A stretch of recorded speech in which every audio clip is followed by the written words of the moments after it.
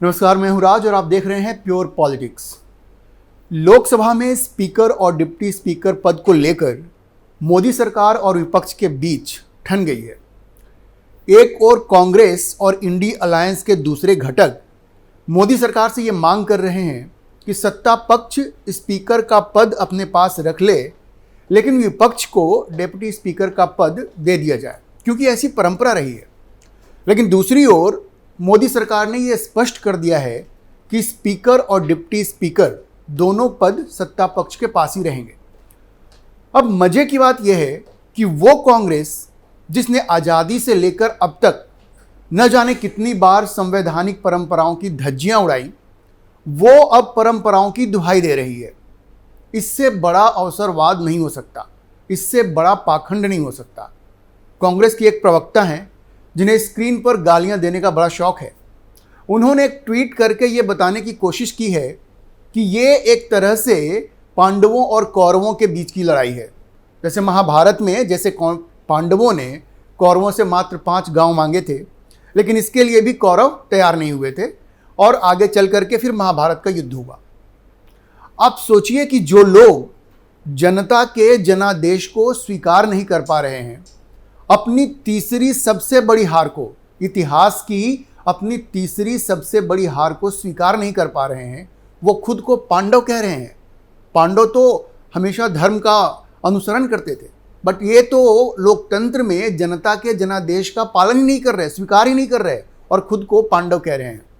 अब जो सरकार जनता के द्वारा चुनी गई है, उनको ये कौरव कह रहे हैं। अब इससे बड़ा मजाक क्या हो सकता है? इनको महाभारत फिर से पढ़ने की जरूरत है, इससे पहले कि ये ट्वीट करें। अब देखिए कि ये लोग परंपराओं की बात करते हैं। सोचिए कि खुद राहुल गांधी ने कभी परंपराओं का सम्मान किया है क्या? क्या इस देश में यह परंपरा नहीं रही है कि प्रधानमंत्री को सम्मान के साथ संबोधित किया जाए? लेकिन राहुल गांधी ने क्या किया? क्या देश ये भूल गया है कि किस तरह से चौकीदार चोर है जैसे नारे दिए गए? ये कोई सम्मान की भाषा थी क्या? ऐसी परंपरा रही है क्या इस देश में? उसके अलावे राहुल गांधी ने कई बार प्रधानमंत्री के लिए तू तड़ाक की भाषा का इस्तेमाल किया है। इतना ही नहीं, छिछोरी हरकत भी की है। संसद में ज़बरदस्ती जा करके प्रधानमंत्री के गले मिलना, फिर आंख मारना, ये कौन सी परंपरा है भाई? संसद में क्या कभी किसी ने आंख मारा है? राहुल गांधी ने तो ये भी किया है। तो पता नहीं ये लोग किन परंपराओं की बात कर रहे हैं। तो बात यह है कि मोहब्बत की दुकान चलाने का दावा करने वाले ये जो लोग हैं ना, इनके भीतर नफरत भरी हुई है। तो ये लोग जब परंपराओं की बात करते हैं तो ये उनके मुंह से शोभा नहीं देता है। अब जहां तक स्पीकर और डिप्टी स्पीकर पद का सवाल है, तो क्या वो बताएंगे कि खुद कांग्रेस का रिकॉर्ड क्या है? आज की तारीख में कम से कम 9 ऐसे राज्य हैं जहां या तो कांग्रेस या इंडी अलायंस की दूसरी पार्टियों की सरकार है, लेकिन इन राज्यों में उन्होंने खुद वहां की जो विपक्ष है उसको डिप्टी स्पीकर का पद नहीं दिया है, और यहां वो मांग कर रहे हैं कि ये परंपरा है, हमें डिप्टी स्पीकर का पद दे दो। भाई, अगर आपको परंपराओं का इतना ख्याल है तो इन 9 राज्यों में आपने विपक्ष को डिप्टी स्पीकर का पद क्यों नहीं दिया?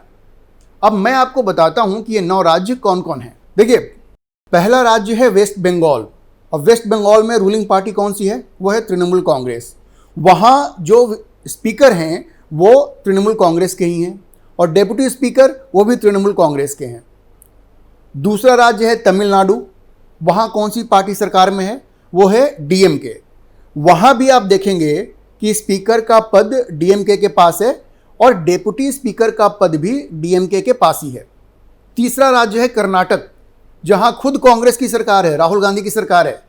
वहां भी स्पीकर का पद कांग्रेस के पास है और डेप्यूटी स्पीकर का पद भी कांग्रेस के ही पास है।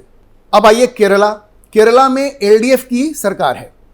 अब वहां जो स्पीकर पद है वो सीपीआई-एम के पास है, और जो डेप्यूटी स्पीकर का पद है वो सीपीआई के पास है। अब सीपीआई कौन है? वो भी एलडीएफ का ही एक हिस्सा है। तो इन राज्यों में कहाँ उन्होंने जो पार्टी या गठबंधन सरकार में है, कहाँ उन्होंने विपक्ष को डेप्यूटी स्पीकर का पद दिया है? अब उसके बाद आइए तेलंगाना, जहां फिर से कांग्रेस की सरकार है। वहां स्पीकर का पद कांग्रेस के पास है और अभी जो डेप्यूटी स्पीकर का पद है वो खाली है। तो अभी उन्होंने किसी को नहीं दिया। विपक्ष को उन्होंने क्यों नहीं दिया जब परंपराओं की बात करते हैं तो? उसी तरह से झारखंड में, जहां झारखंड मुक्ति मोर्चा और कांग्रेस की सरकार है, वहां भी स्पीकर का पद झारखंड मुक्ति मोर्चा के पास है और डेप्यूटी स्पीकर का पद जो है वो खाली है। अब पंजाब का उदाहरण लीजिए। अब यहाँ आम आदमी पार्टी की सरकार है, सबसे ईमानदार लोगों की सरकार, जो ये दावा करते हैं कि सबसे ईमानदार हैं, सबसे ज़्यादा संविधान निष्ठ हैं वो। पंजाब में आम आदमी पार्टी की सरकार है और स्पीकर का पद आम आदमी पार्टी के पास है। डेप्यूटी स्पीकर का पद भी आम आदमी पार्टी के पास ही है। उसी तरह से दिल्ली में उनकी सरकार है आम आदमी पार्टी की, यहाँ भी स्पीकर का पद आम आदमी पार्टी के पास है और डेप्यूटी स्पीकर का पद भी आम आदमी पार्टी के साथ ही है। अब देखिए हिमाचल प्रदेश, वहाँ भी कांग्रेस की सरकार है। कांग्रेस की इस सरकार में स्पीकर का पद भी कांग्रेस के पास है और डेप्यूटी स्पीकर का पद भी कांग्रेस के ही पास है। तो आप देखिए कि इन 9 राज्यों में जहां कांग्रेस या इंडी अलायंस के घटक दलों की सरकार है, वहां उन्होंने स्पीकर पद भी अपने पास रखा हुआ है और डेप्यूटी स्पीकर का पद भी अपने पास रखा हुआ है। और यहां ऐसा पाखंड कर रहे हैं, परंपराओं की दुहाई दे रहे हैं कि परंपराओं के नाम पर हमें डेप्यूटी स्पीकर का पद मिलना चाहिए। तो ये क्या दोहरा चरित्र नहीं है क्या? और राहुल गांधी जिस पाखंड की वो दिखा रहे हैं, कांग्रेस पार्टी जिस पाखंड को दिखा रही है, उसका उदाहरण मैंने आपको बताया कि कैसे इन राज्यों में उन्होंने स्पीकर और डेप्यूटी स्पीकर दोनों पद अपने पास रखा हुआ है। अब आप देखिए कि कांग्रेस के अंदर ऐसा लग रहा है कि कोई इंटरनल कोऑर्डिनेशन भी नहीं है। आज राजनाथ सिंह ने कहा कि भाई स्पीकर के मुद्दे पर उनकी मल्लिकार्जुन खड़गे से बात हुई है। उन्होंने कहा कि 3 बार बात हुई है, जबकि राहुल गांधी ये कह रहे हैं कि भाई हमने तो फ़ोन किया, हमारी उनसे कोई बातचीत नहीं हुई है। अब राजनाथ सिंह ये कह रहे हैं कि हमारी बात तो खड़गे से हो रही है, राहुल गांधी तो अध्यक्ष है नहीं। तो ऐसा लग रहा है कांग्रेस के अंदर भी एक कोऑर्डिनेशन कुछ नहीं है और ये लोग जिसके जो मन में आ रहा है वो अनर्गल प्रलाप किए जा रहा है। अब ये समझने की बात है कि डिप्टी स्पीकर का पद भी क्यों अहम होता है। अब देखिए, बात यह है कि इनकी मंशा ठीक नहीं है। डिप्टी स्पीकर का पद परंपराओं के नाम पे ये जो मांग रहे हैं, उसके पीछे इनकी मंशा क्या है वो समझने की जरूरत है। हम लोग ये भी नहीं भूल सकते कि अभी कुछ समय पहले राहुल गांधी ने फाइनेंशियल टाइम्स को एक इंटरव्यू दिया, जिसमें उन्होंने कहा कि एनडीए के जो घटक दल हैं उनमें से कुछ लोगों के साथ उनकी बातचीत हो रही है। मतलब सरकार गिराने का षड्यंत्र जो है वो एक तरह से शुरू हो चुका है। फाइनेंशियल टाइम्स को राहुल गांधी ने ये कहा। अब डेप्यूटी स्पीकर का पद कैसे इंपॉर्टेंट होता है वो समझिए। वो क्या कर सकता है विपक्ष कि स्पीकर के खिलाफ नो कॉन्फिडेंस मोशन ला सकता है, और जब स्पीकर के खिलाफ नो कॉन्फिडेंस मोशन आ जाएगा तो फिर सभा जो है, लोकसभा है, उसके चेयर की कुर्सी पे बैठेंगे डेप्यूटी स्पीकर, और डेप्यूटी स्पीकर के पास काफ़ी पावर्स होते हैं। आपने देखा भी बिहार में क्या हुआ, जब डेप्यूटी स्पीकर वहाँ बैठे हुए हैं तो लोग एक तरफ से उठ करके दूसरी तरफ जा करके बैठ जा रहे हैं और डेप्यूटी स्पीकर का पूरा पावर होता है उस वक्त। तो लिहाजन ये एक बहुत बड़ी साजिश भी है, और उस साजिश को देखते हुए मोदी सरकार अगर डेप्यूटी स्पीकर का पोस्ट इनको नहीं देना चाह रही है तो उसके पीछे एक वजह है और बहुत ही वैलिड रीजन है। इस बार के लोकसभा में स्पीकर को, सदन को कठोरता से चलाना होगा, क्योंकि ऐसा लग रहा है कि ये जो विपक्ष है, खास करके कांग्रेस जो है, जनादेश को मानने को तैयार ही नहीं है। इनको 234 सीटें मिल गई हैं, लेकिन वो ये मानने को तैयार नहीं है कि भारतीय जनता पार्टी को उनसे ज़्यादा सीटें मिली हैं, 240, और एनडीए को 293 सीटें मिली हैं। मतलब जनादेश मानने को तैयार ही नहीं है वो। ऐसे में लोकसभा के अंदर इनके मन में ये बैठ गया कि हमें 234 सीटें मिली हैं, जैसे 2/3 बहुमत मिल गया है। मतलब इनकी पूरी कोशिश होगी कि लोकसभा को शांतिपूर्वक चलने नहीं दिया जाए, कदम कदम पे ये रोड़े अटकाएंगे। और हमें ये भी ध्यान रखने की ज़रूरत है कि मल्लिकार्जुन खड़गे ये बार बार कह रहे हैं कि ये इनकी नैतिक हार है। अब पता नहीं नैतिक हार क्या होता है, नैतिक जीत क्या होती है। भाई चुनाव हुए, जनादेश आया, इंडिया की सरकार बन गई है। अब समस्या कांग्रेस के पास है, कांग्रेस के साथ है कि वो इस जनादेश को स्वीकार नहीं कर पा रही है। अब जयराम रमेश को देखिए, कहते हैं 1/3 प्रधानमंत्री है।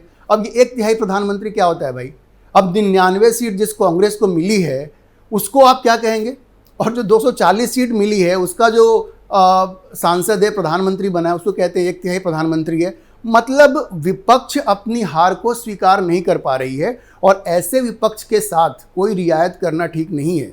और नरेंद्र मोदी इस बात को बिल्कुल समझते हैं, और ये वजह है कि जो सत्ता पक्ष है, एनडीए है, वो विपक्ष को डिप्टी स्पीकर का पद नहीं देना चाहती है और इसके पीछे वैलिड रीजंस भी हैं और सरकार का ये कदम बिल्कुल सही है। तो ये बिल्कुल स्पष्ट है कि नरेंद्र मोदी और उनकी सरकार ये समझ गई है कि अगर डिप्टी स्पीकर का पद कांग्रेस या इंडिया अलायंस को दिया जाता है तो वो भी उसको एक हथियार की तरह इस्तेमाल करेंगे सरकार को अस्थिर करने के लिए। ऐसे में मोदी सरकार ने जो निर्णय लिया है वो बिल्कुल सही है। ये इंडिया अलायंस और कांग्रेस, इनके साथ कोई भी रियायत ठीक नहीं है। आज के लिए इतना ही। अगर आपको ये वीडियो पसंद आया हो तो आप इसे लाइक करें, शेयर करें और चैनल को सब्सक्राइब करना ना भूलें।